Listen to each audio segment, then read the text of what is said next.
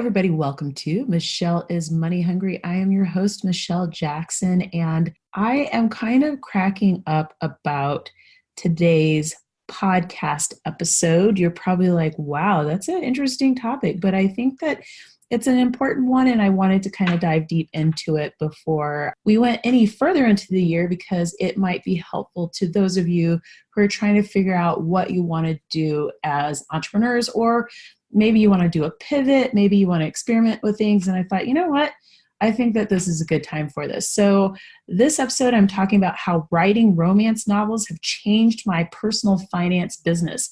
Seems like neither one should be connecting in any kind of way, but there has been a bizarrely interesting, hilarious synergy that has come together because of my romance book writing. I should also note that I write nonfiction. So I don't just write romances, I write nonfiction, and I actually have a number of books that will be rolling out in the next 12 months. I've actually figured out what books I want to put out there. I have an editorial calendar, all the things. But quite honestly, everything didn't kick off until I wrote that first book, that romance book. I actually had a book about Colorado that had been selling before, and I really loved that money, even though it was like little amounts, but there was something about it that really excited me. I was like, oh, I'm so excited. I don't have to answer all these questions about Denver and Colorado, and they can just buy the book. And so I'd written another book, but I wasn't strategizing books in the way that I do now. So we're going to talk about this. When I typed the title of this podcast, I'm going to be honest, I did giggle a little bit. Never in a million years did I expect an unexpected side project to building the personal finance brand that I've been working on for so long. I don't know that I ever thought that this side interest would affect my brand and my wallet in the way that it has. I currently call myself a digital content creator versus a blogger and podcaster. And basically the reason why, and I feel like that's a whole nother podcast, but anyway, the reason why is because I create written content, podcasts, events, and run a course. The past year has been incredibly challenging, both personally and professionally, and I am forever thankful, honestly, to that first smutty novel that I wrote last summer, because it's really changed my personal finance business forever. So we're going to get into it. Before we get started with this show, I would like to just say this show is sponsored by the following: the Money on the Mountain Financial Retreat for Financially Single Women. It will be held in Denver, Colorado this October 4th through the 6th. It is coming up. Get your tickets now. Go to the link, michelleismoneyhungry.com/retreat to go ahead and get information on that and check it out. Or you can text Money on the Mountain to the number 44222 to get on the list and stay in the loop. 2 resources that I want you to know about before we go in any further. 3 things about self-publishing you need to know. That is a toolkit that I've put together. It includes videos and just a lot of answers to the frequently asked questions that I'm asked about in regards to writing books and self-publishing. So I highly recommend getting that.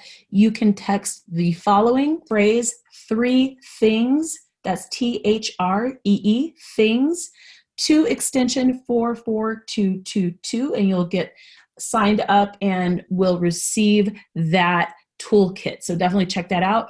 Or you can check out Do It Ugly, which is also another free course. And that one is all about getting started where you're at, whether you'd like to start a blog, a vlog, a podcast, whatever it is. It's a toolkit to help you get started with that.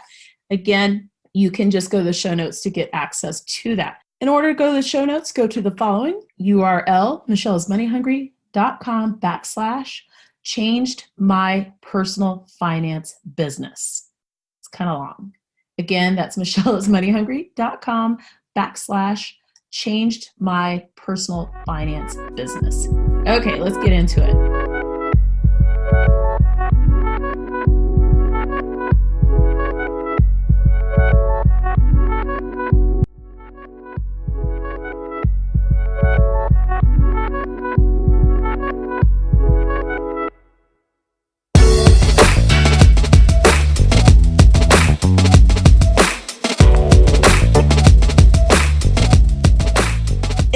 funny because actually 2017 is really where I need to start in terms of talking about what happened in 2018. So I kind of talked about this in a previous episode. Like I've touched on a couple of these themes in previous episodes, but I want to kind of say more, basically. So in 2017, I was all pissed off because I went to FinCon, which ironically is happening right now as I'm recording this episode. FinCon is a huge conference for people who market content in the personal finance space. It is not a personal finance conference in my view because we're not doing sessions about money, we're doing sessions about marketing. Anywho, I went to that event and I had an amazing time. I always have an amazing time there, just meeting amazing people. I feel like I may have spoken on a panel. Anyway, it was a good time, but I just kept feeling like I'm so mad because I'm not where I want to be. I'd paid off thousands of dollars in debt. I wasn't really quite sure how much. At this point, I know that I've paid off a minimum of $56,000. I'm still trying to figure it all out. I had things kind of coming together, but not. Like things were slightly gelling together, but not. And I just felt like I didn't want to return to FinCon until I felt like I had hit the milestones that I was really setting for myself, like the professional milestones. And ironically, I'm not there this year. I actually feel like I'm a prophet, and that is still the case. Like I still feel like there are professional milestones and personal ones that I'm trying to hit before I return. And I will say I'm much closer now than I was before, but in 2017, I was just like, God, I'm spinning my wheels. Like I'm so frustrated and nothing's coming together. And I've been in these awesome masterminds and everyone else is just killing it. And I'm just like, I've got kind of name recognition and people think I'm nice, but that wasn't paying the bills, to be perfectly blunt. And it just was frustrating. I was like, this isn't what I quit my job for. It was hard. And honestly, people need to talk about that more. I feel like I've heard stories from people who've gone into digital entrepreneurship. And I think the further they get away from the hard times, the easier it is for them to forget how hard those times were. But yeah, it was just hard. I was just like, I'm trying to pay things off and I'm trying to do this and I'm trying to figure out everything out. And my brain energy was just spent. And actually, in a previous episode, I talked about capacity. I really was struggling with having the capacity to focus on the things that I wanted to do in my business. And honestly, that's another podcast episode, like how to manage paying off debt when you're in business and when you're trying to figure out what is the best mix for you, especially digital business, because there's so many options. I was just frustrated and so I just was like, you know what? I'm staying home. I'm not traveling. I'm not doing anything. I'm just going to focus on what I need to focus on and just do the best that I can from home. That was a wonderful decision. That was a brilliant decision because then by saying I'm not going anywhere, it really allowed me to take the time to develop products, goods, and services and to experiment without feeling pressure, basically. And so what I did was that I decided to experiment and try out a few things. And in 2018, like during the year, I did a couple of things. So the first thing was I wrote a romance book and launched what is now my pen name, which is Autumn Stone. It is in a very specific romance genre, which is multicultural and interracial romance, even though I will be writing African-American romances as well. And I do write romances that feature white couples. So by the way, I do have a book that does pretty nicely with a white couple. So basically, I don't care what the love is as long as I get paid and people enjoy the story. So, but I picked that genre in particular because I'd read a really interesting blog post on Michelle Schroeder Gardner's blog, Making Sense of Sense, a woman who had been making money writing these ebooks. Basically, one day she was like, I'm going to write this interracial romance too. She was African American, and she wrote this book after writing all these other books in a slightly different romance genre featuring African American couples. And she found that it was just very lucrative. So that was literally the only reason why I started writing in that genre. Was I'd read this blog post and I was like, that sounds interesting. I've dated white guys before. Like, it's not like complicated. And so I wrote this book, and it was pretty well received. And I was just like, wow, that's kind of freaking awesome. In 2018, I also kind of dabbled in the idea of coaching, but I didn't enjoy it at the time. Now, actually, I'm a lot more excited about it and open to it because my passive income is building. I just, for some reason, I always wanted passive income. Like, it was the thing that got me super excited about blogging, to be honest. Like, I had all these friends making tons of money from their blogs and making passive income. And I was just like, why can't I figure this out? So that was just my thing that I was trying to do. It was like, I don't care how I get it as long as I make it in some sort of way. I built out a course in 2018. I started focusing on affiliate income, and all of those things had varying degrees of success. The thing was, the romance book just sparked my imagination for several reasons. I earned money so quickly with it. Like, it was very successful for a first-time book, which I know now. Like, it was very successful. I made $540 the first month I published a book. I've come to find out, after being in other book groups and things like that, there are people who will have books out for a year and they make nothing, like literally $0, like no cents, no nothing. I had some expertise that I didn't realize I had because of the blogging. Like, I understood SEO, I understood marketing, I understood writing compelling copy for the book. And so I did things the right way the first time without realizing I was doing things the right way. That was kind of what happened. Then that first month when I wrote the book, I was like, I'm going to build out a course. And that was crazy, but it was a really smart idea. And so these decisions ultimately changed my actual personal finance, business, and brand. And I want to share some observations about these decisions that will help you as well. Like, what can you learn from what I did so that you can apply it to what you're doing, especially if you're kind of spinning your wheels, which was what I was doing.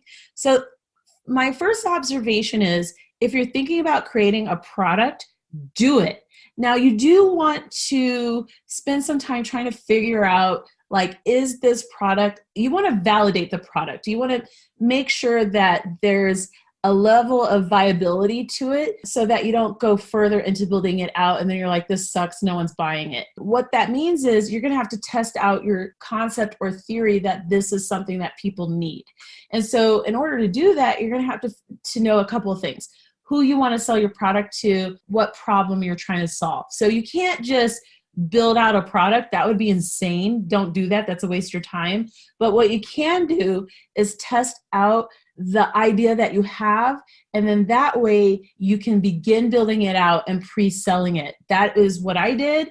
I actually ran a webinar, and when I did the webinar, I told them, I was like, I'm still building this course out. Like, I literally said this. It's not done that you tell people that you're not done making the course, but for some reason I just blurted it out, and they were like, that's okay, and they kept buying it. So I was on to something. You need to start building out your products now and testing them, because it's going to take about a year for it to really come together. It's going to take a year to figure out what your students need, how to market it, the language that they use, to record testimonials. So I actually need to start recording testimonials. But in order to get testimonials, you have to get results. Depending on the type of course that you're selling, it might take time for them to get results. So I'm selling a course where I'm getting people to write ebooks, okay? Some people are going to do it really quickly. Other people are going to do it kind of slow. And that's just what I discovered. Even though I'm super fast at producing ebooks, like I am a fast writer because of all the blogging, some people just get all in their heads, or they don't have time, or they've got kids, or they're traveling. And so their ability to produce a book is very different than what's going on with me. Currently, I'm still single. I don't have pets. Like, I have a lot of control over my time.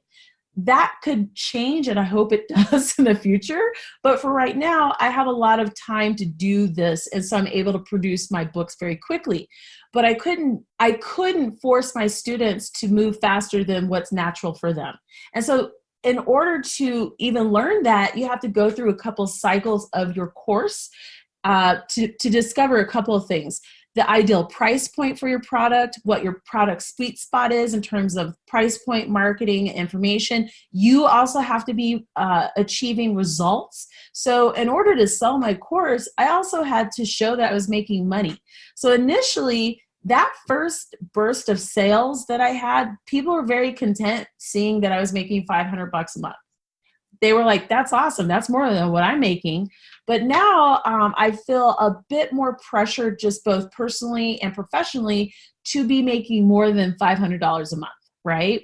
And so that was the other thing too, was I needed time to also grow my own book related business and anything that was adjacent to it. If you're thinking about creating a product, you need to start now, because it will definitely take longer than you think to really refine what you're doing and understand how to market it, and just what the life cycle of it is in terms of your students. Observation number 2, most people way undermarket their products, including myself. Whether you're selling books, coaching courses, or connecting people with your favorite affiliates, you likely have to push harder to get people in front of your products than you expect. I have created the course Make Money with eBooks, the other books, my nonfiction books, my website. Like, I have a lot of things that I'm doing now, right?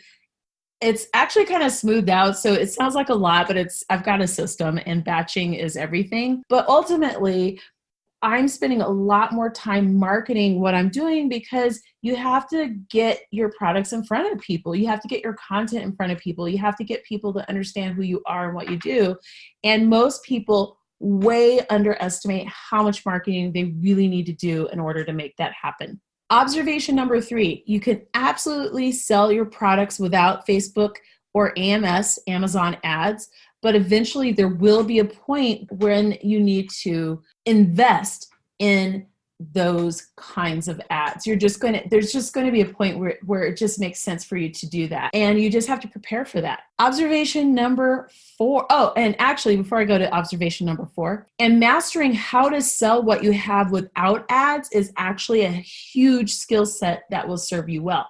So this summer, I literally worked very hard on how to market what I was selling, or how to market books before being able to afford ads. Like, this was a big thing for me. I'm like, how can I do this? Like, how can I help people who aren't at the ad spend level yet? Like, maybe they're just like, you know what, this is where I'm starting from. This is all the time I have. This is all the money I have to invest in this project. This is the best that I can do. So I was like, if I'm at the best that I can do, and this is all I got, but I'm willing to work hard, how can I get people to purchase that product? And I was able to kind of crack the code on that. So now I'm making just shy of $2,000 a month just with the books. And that was without AMS ads. And that was a big deal for me, because I knew that once I turned the ads on, that could really change the amount of money that I would be earning, or could be earning. Observation number 4, creating my own products and having them sell, regardless of the price point, has been a win. It has completely changed my confidence level, how I talk about what I do, how I identify myself as an entrepreneur, how people identify me in terms of what I sell and the problem that I solve. Like, it's just changed how I feel about everything. I'm glad no one told me how hard it would be, but it's been awesome. Observation number 5, my romance email list has taught me how to email my personal finance list without selling. Emailing your list can be really hard. Like, it has been a very intimidating thing for me to email my personal finance list. I'm not sure why. I think part of it was that I wasn't done with my personal finance journey. I think that was part of what was going on. And I really could never get the hang of creating conversational emails that connected me to the people on my personal finance list. Like it really felt hard. And maybe because of the subject of money, like maybe because I was talking about money and money related things and mindset, that I just was like way overthinking it. And I felt super uncomfortable. I just found out that I was afraid to email my list, and it was frustrating. And then I had a hard time growing the list. And that was frustrating because my book list grows like crazy. It has rabbit babies. My Colorado list was growing like crazy, but my personal finance related projects, that list just would not grow. And so not only was it not growing, but it was just, I couldn't get anyone on it, and I couldn't email. Like I just was stuck. And once I started emailing my romance list, like it was the weirdest thing. I wasn't afraid to email them. I emailed them Tuesdays and Thursdays. Like I literally even email them twice a week. I'm not emailing them like, hey, buy my book. Da, da, da, da, da. Like that's not the email at all. In fact, what I've learned is those kind of transactional emails are a huge turnoff. I know this as a reader of emails, and I receive, like everyone else, tons of emails. And having this list has really taught me what works, what doesn't, how to have a conversation with the people who are opening my list, who are indicating to me that they are interested. I have a 25 to 30% open rate for my newsletters every time. Like it's pretty good. What I've learned is this is why you build your list, and this is why you talk to them. You can't treat your email list like dating. Like you can't just show up once a month for a booty call. Like sooner or later you get cut off. I've totally learned how to email my list so much better now because of my romance list. I am so good now at emailing my list and getting people to open and click on the things that I would like them to click on, that I'm actually going to write a book about this. Heads up, I'm writing a book about this. Observation number 6, even the smallest amount of money that you earn from your projects will validate what you're doing to you as well as to the people around you. I think that I talked about how other people won't understand what you're doing until you actually make money. And it has to be like the amount, there's like an amount in their minds subconsciously where it validates what you're doing, right? So I joked recently about how when I first started tracking my income from my website, like my passive income, I made $11. Like that first month just happened to be $11. I'd made more before, but that first month it was a whopping $11. And my mom was like, wow, that's pretty bad. And so my mom, every month I would be like, yeah, I'm tracking my money and da, da, da, da. She's like, can you live on that? Like that's always her question. Can you live on that? And so it would frustrate me a little bit, motivate me. And so she would always ask, she still does, can you live on that? But now she's a lot more excited about the amounts because they're becoming a lot more substantial, right? And so am I. Making the money is going to be awesome, but then there's just a point where it's like, wow, that's kind of awesome. By the way, tracking the income growth is the key to everything. I don't think that I would have the success that I'm starting to see now if I hadn't started really tracking my earnings. If I weren't doing the monthly blog income reports, I don't know that I would have earned as much as I have been. I'm just going to keep it real. I think I would have floated around and stuff the way that I kind of do. Observation number 7.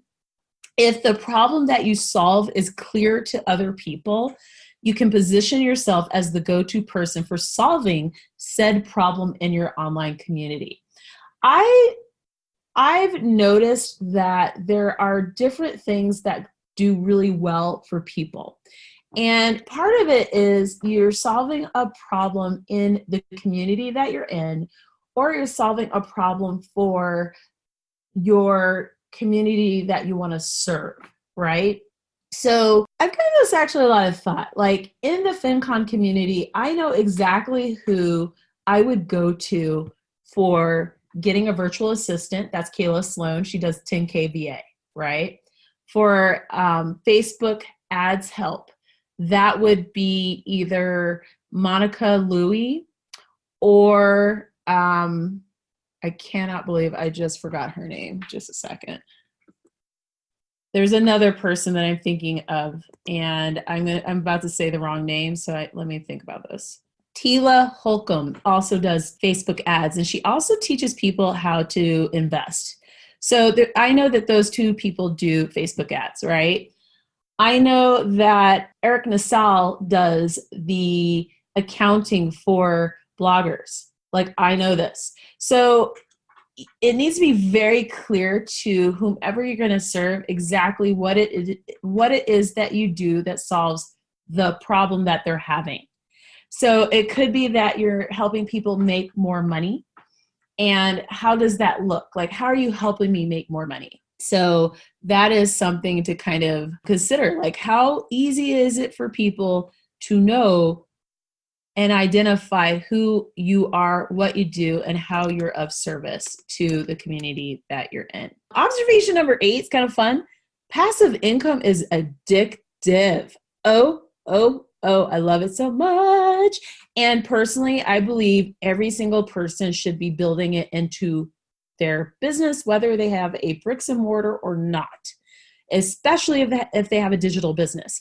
It worries me when they have a digital business that heavily relies on providing services to others. So many of you who've listened to the show know that I've had a love-hate relationship with freelance writing. And part of that was I really felt like I had no other options. Like, how do I put this? Like, now that I was working for myself, I was really at the behest of anyone who would give me work, right? Now that I'm building out all this other income from other places, I feel a lot more freedom to say, even though it gets on my nerves, because it still kind of does. I have one client that I love, though. I literally have one client. And I love them. Like, they're so sweet. They're just the best. Like, I just love them. Anyway, the one client that I work for, like, I love them, but their needs might change. And so if their needs change, what's going to happen to me? They'll probably let me, they'll not let me go, but they'll probably stop contracting with me. Because that's what businesses do. They may not always need you. And so that's part of the reason why I love passive income, because you're building in options into your business. So you can walk away from a bad client. You can walk away from a situation that no longer serves you well. Maybe you have a client that you love, but they're underpaying you, and now you pay yourself more because you're earning this other money. So for me, I think that it's so important to continue kind of working towards building passive income into your business. It takes a while to do. So that's why I always say, like, the moment to do that is now, because it's going to take a while to kind of crack the code that works best for you and your business. But I can't say this enough. You have to build passive income into your business. You just do. If you're in bricks and mortar, it could be that you send out a resource of some sort that people purchase that helps them with whatever else it is that you sell at your bricks and mortar. Like, it doesn't have to be an actual physical thing. It could be an item that supports the other stuff that you do. And it could be a small amount. It could be $5, but $5 can add up, as I know, looking at my coffee bill for the month. And then finally, observation number 9 is pay attention to your transferable skills. I love writing. Like I said, I actually really love writing. There's a reason why I love to write books, because I could just write them all the time. I could sit quietly. As much as I love to talk, I could just sit quietly in the mountains, on a patio, in the library, and just write a book. And there's no like limit to the number of books I can write. Like, I'll just sit there and do it. Like, that's part of the reason why I think I enjoy it so much, is I will work hard and I will get it done. Right? But it's a transferable skill. How did I even know that I could write books? Well, I wrote a blog for how many years? I wrote for other people freelancing for how many years? I wrote in my journal for how many years? I wrote projects for university and grad school. So I've developed that ability to write. Excuse me. But even if I hadn't, taking the action will help you to do, taking the action of writing or whatever it is that you're trying to do, and actually producing the work will make you a better writer or whatever it is you're trying to do. Basically, taking action will improve whatever skill you're trying to build. And this is why I created Do It Ugly, because most people suck in the beginning, and that's totally fine. Like if I look at my blogs from 2012 versus what I do now, it's hilarious. They are so bad. They are so bad. Like it's just so bad. The formatting's bad. The writing's bad. Like everything about it. They're horrible. However, you know what's good? I stuck to a project that I wasn't getting paid for. I was paying to blog after I switched to a self-hosted situation. Paid to go to conferences. It has not been a cheap thing to blog. And I did it pretty cheaply, right? But then there was a point where my skills improved. And that would be with anything. So if you're listening to this and you're like, oh, Michelle, I want to write this book, but I'm not a good writer. Well, you know what? You're never going to be a good writer if you're afraid to produce a work and have some critique on it. It's just not going to happen, because you have to actually produce the work in order to get the feedback in order to improve. So recently I just launched a new romance book, actually last week or the week before. And I did that one kind of fast, and I got a meh review on it. And honestly, I should have gotten a meh review on it. I'm going to probably go back, rework it a little bit, but it's done. And that's more than what I can say for a lot of people. It is done. It may not be perfect, but it's done. And I can always improve it. And I think this is something that a lot of people struggle with. It's like perfectionism, or this is observation number 10, actually. Perfectionism will kill anything you're trying to do. Do not try to be perfect. Perfectionism being perfect doesn't exist. There's no perfection in what you're trying to do. It's a constant process of learning what works, what doesn't work, just building your skills, that kind of thing. So if you're afraid to even take the first step, you're just never, ever going to produce the results that you're hoping for. It's just never going to happen. And then you're going to have to get feedback. By the way, I do not read my reviews after a certain number of reviews. So basically anything over 3.75 and above, I'm fine with. I know people are like, I've got to get 5 stars for everything. I'm like, you're insane.